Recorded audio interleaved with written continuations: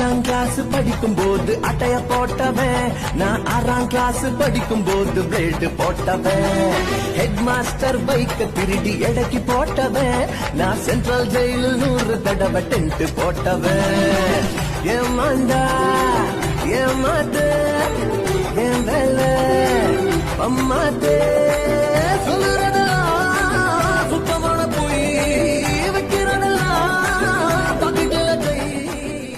5ஆம் கிளாஸ் படிக்கும் போது அட்டைய போட்டவன், நான் 6ஆம் கிளாஸ் படிக்கும் போது பிளேடு போட்டவன்.